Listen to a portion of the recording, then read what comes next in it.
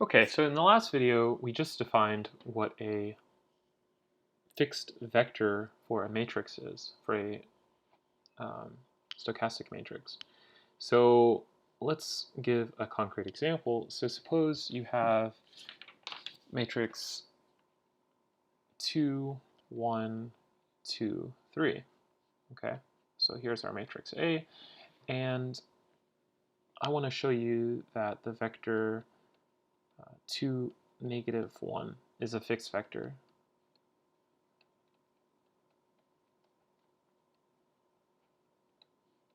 Fixed vector of A. Okay, so we're just going to do the algebra.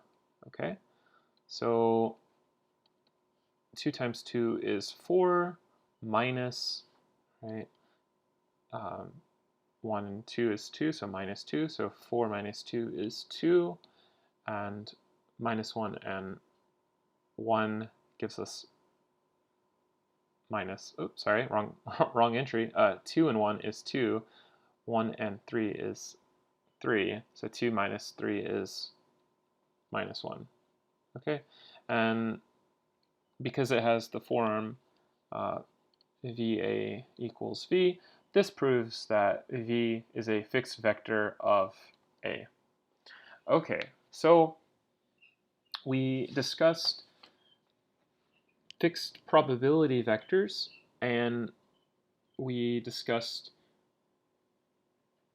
regular stochastic matrices. So now we're going to connect it. Now, notice that this vector here, this vector V, is not a probability vector, so it cannot be a fixed probability vector, but it is a fixed vector. So there's, I guess if you wanted to think of a Venn diagram, you can have fixed vectors, and you can have probability vectors, and then you can have their intersection, right?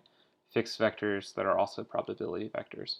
And so this next theorem is very important, and it's going to connect all these concepts. So it doesn't have a name, but I guess you could call it the fundamental theorem of regular stochastic matrices. Okay, so suppose that P is a regular stochastic matrix, right? So what does that mean? It means that it is stochastic, so all the entries are non-negative, and the rows entries sum to 1, and the regularity condition says that for some power of P, right, P to the n for some n, all of those entries are going to be strictly positive. Okay, so given any matrix that satisfies this condition, then we have these three nice results. First, P has a unique fixed probability vector.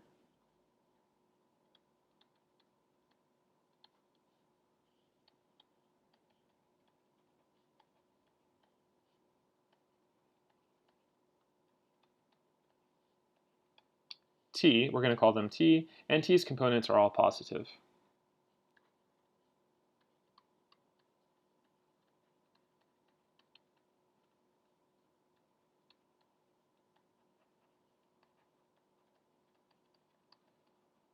Okay, so I'd like to stress in this statement that the vector T is unique, meaning that if you have T times P equals T, there's no other vector that satisfies this. In fact, if you had another vector that, like if you had SP equals S, then by the uniqueness clause, S has to equal T, right?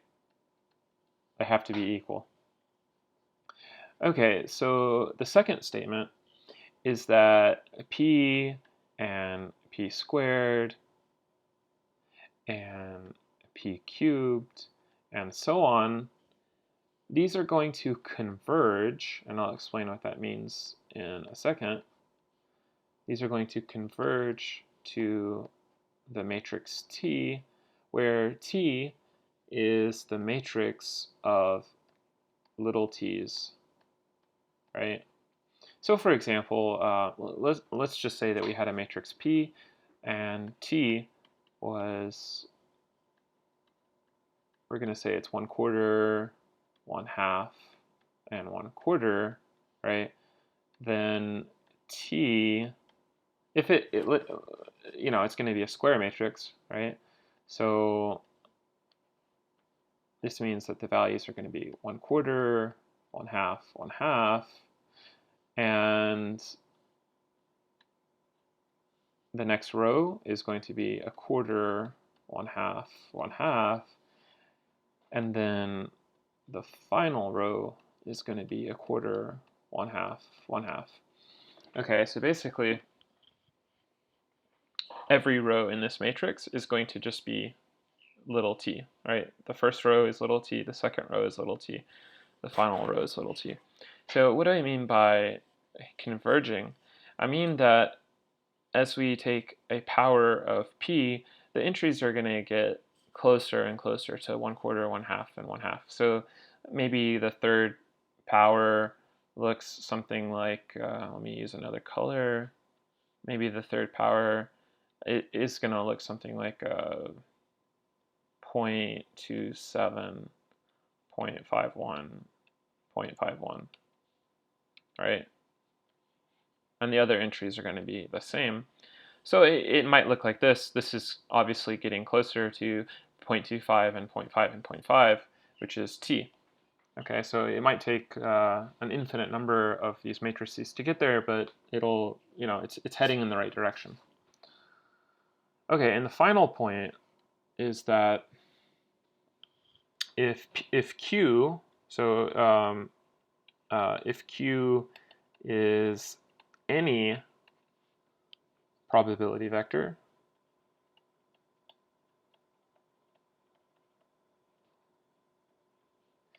then Q of P and Q of P squared and Q of P cubed, these are going to converge to little t.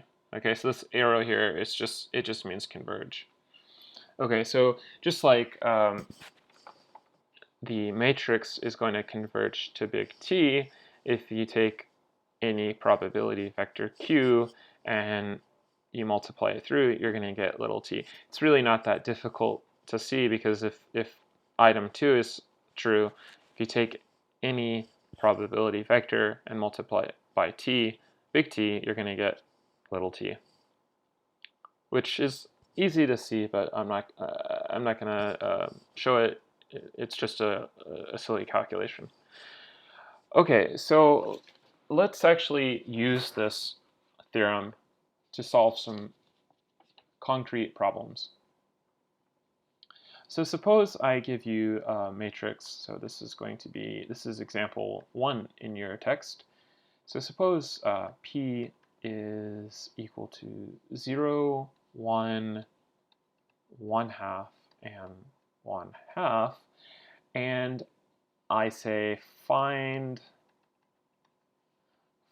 T such that, right, T times P is equal to T.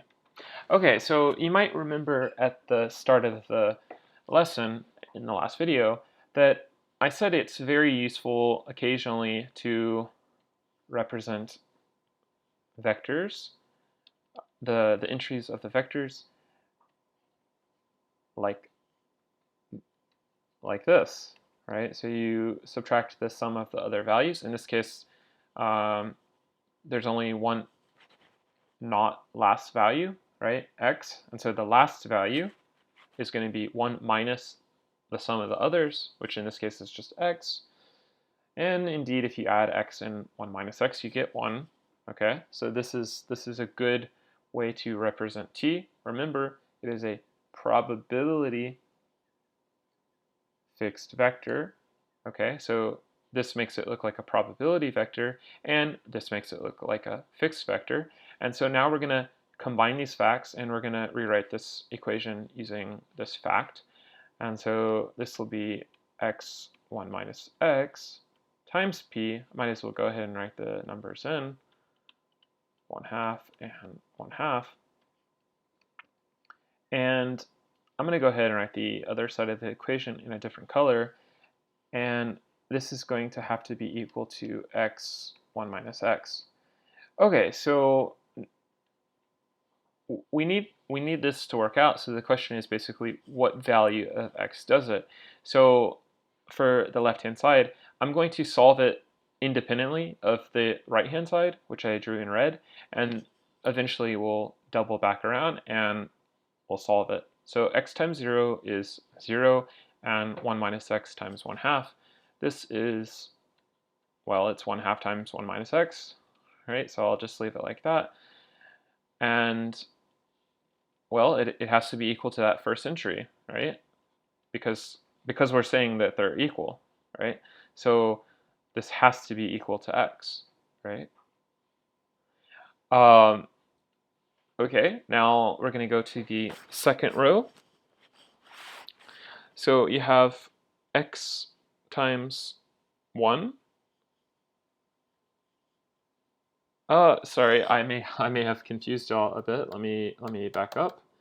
So just as a matrix vector, right? This is a 1 by 2, and this is a 2 by 2, and so the vector we expect should also be 1 by 2, and we'll just put that over here, and we'll just solve it separately, like I said at the beginning.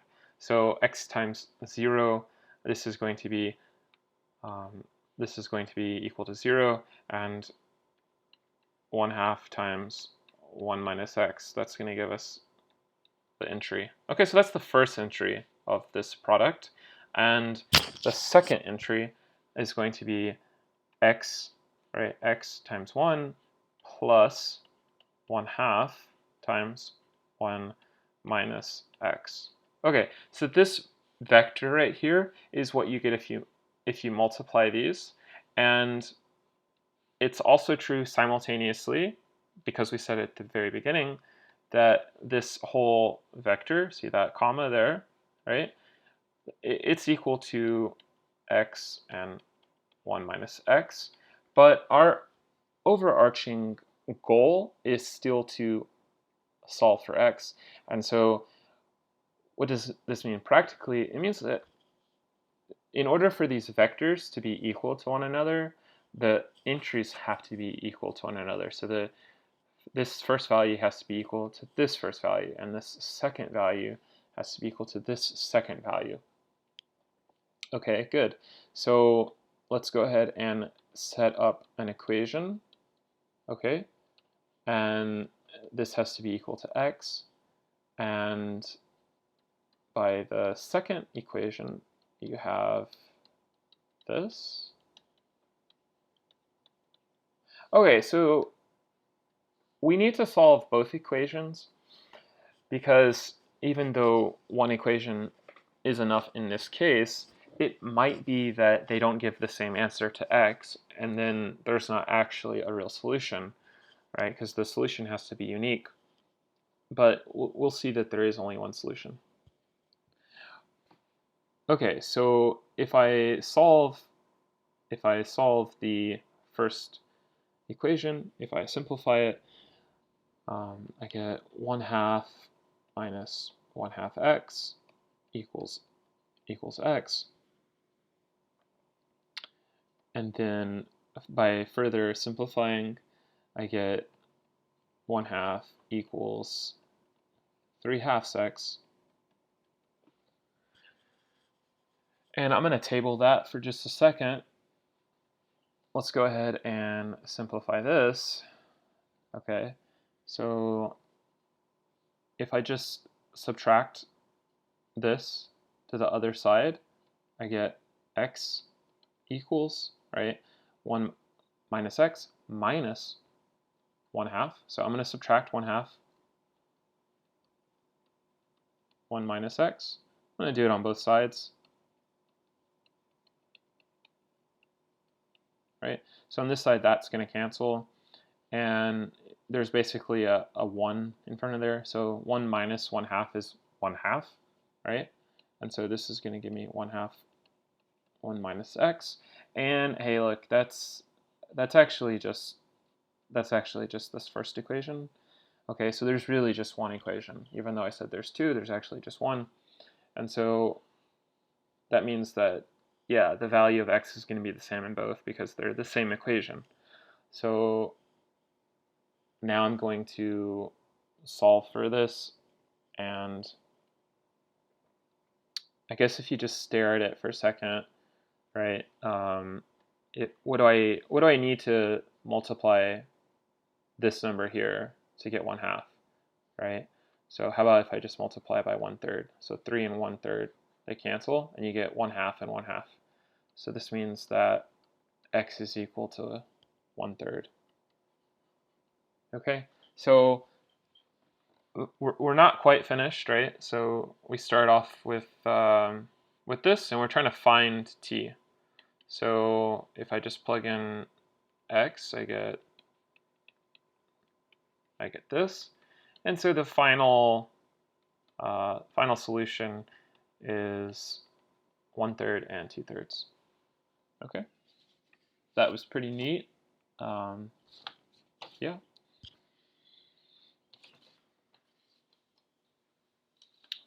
Okay, so what does this tell us, right?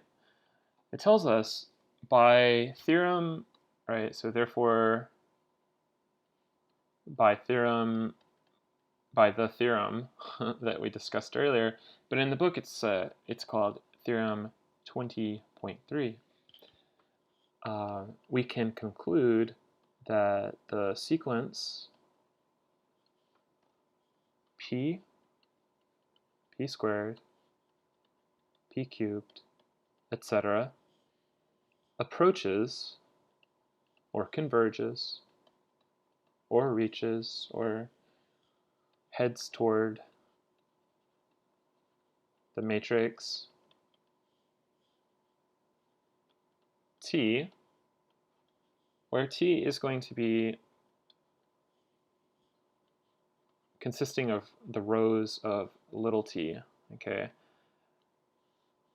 And I drew it in different colors to help emphasize that each row is just little t. Okay, so that's basically it for that problem. We're going to do one more problem of this flavor, and that'll be it. Okay, so this is example 4.2 from the text. Example 4.2. And the question is, or the imperative, the request, right? Find the unique probability vector of the regular stochastic matrix that I'm about to write. So find the unique probability vector of the regular stochastic matrix. Okay, and this matrix is 0, 1, 0, 0, 0, 1, 1/2, 1/2, 0.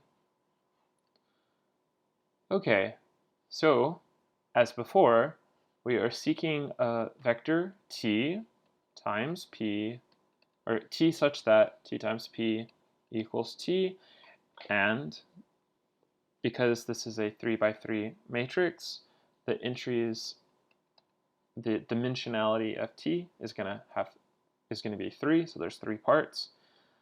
So the first 2 parts, we don't know what they are, so we're going to say they're x and y. And the third one we can represent as x, 1 minus x minus y. Okay, so I just want to say really quick, why do we do this, right? So the reason is because we could say x, y, z, but then it's going to be harder to solve these equations, okay? So by representing the third entry in terms of x and y, you actually lower the difficulty of the problem because you have fewer variables. Okay, so what is this going to be? Well, it's x and y and 1 minus x minus y times p. So 0, 1, 0, 0, 0, 1, 1 half, 1 half, 0. And let's go through the algebra really quick. So x times 0 is 0, y times 0 is 0, and this right here times 1 half is going to give us the first entry in this vector. So that's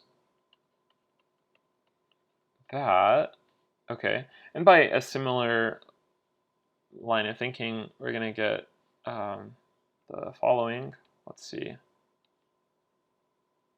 X plus 1, 1 minus x minus y. Okay, so let me explain that really quick. Okay, I want to stress those commas. Okay, so I already showed you the first entry. So the second entry, that's going to be x times 1, right? So that's the x. Okay, and then y times 0. So yeah, I didn't write a 0. And then this entry right here times 1 half. So that's why we got that. And then for the final entry, we have x times 0 plus y times 1 plus this thing times 0. So that's just y. Okay, so we're also claiming this, right? So at the end of the day, we're saying that this is equal to t, right? So this is t and p, and this is tp like multiplied through, right? But we're still at the end of the day saying that this whole thing has to equal t. So that means that this entry has to equal x, and this entry has to equal y, and this entry has to equal 1 minus x minus y. So let's go ahead and write that down. I'll change colors. So, okay, so basically what I just said, I'm going to write it down, and then I'm going to clear out the board, and I'm going to write it again. But just so you can follow it for now, so you can write it down before I erase it, it's basically just this.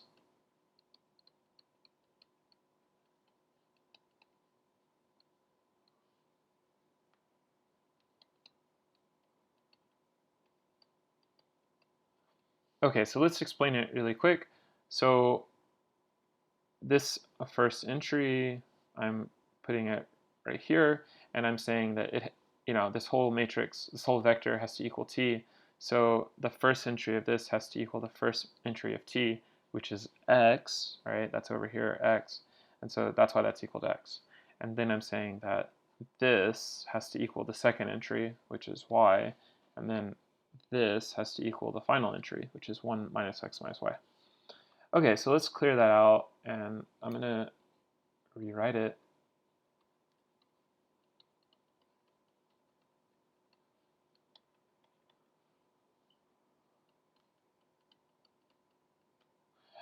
Okay, so there's several different ways to solve these kind of problems. I don't really care how you do it, as long as you're able to solve it. There's the elimination method, and there's also the substitution method. So let's look at this.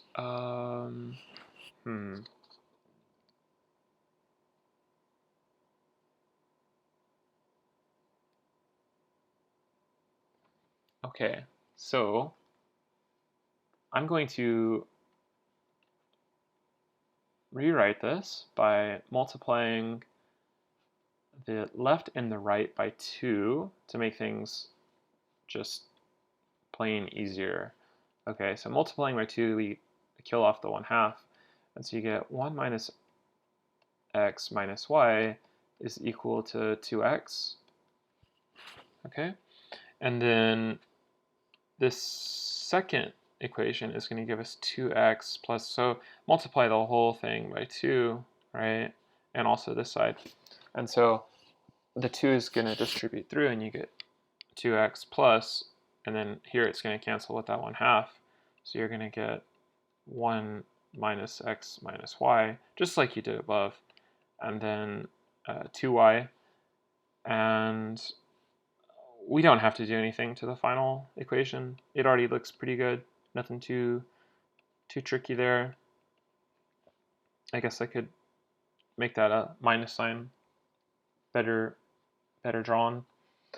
Okay, so let's see. How can we even further simplify this notation? Well, how about we just combine like terms, right? So let's neaten things up a little bit. How about I move the x to one side, and so I should get 1 minus y equals 3x. Okay, that seems pretty good. Okay, so here you have 2x and x, so that's just going to give me an x, and then if I add y to the other side, so add a y, don't forget your 1, right, that right here. This should give me 3y, and then for the final bit, again, I'm just going to copy that over. Oh, actually, let's go ahead and continue isolating things.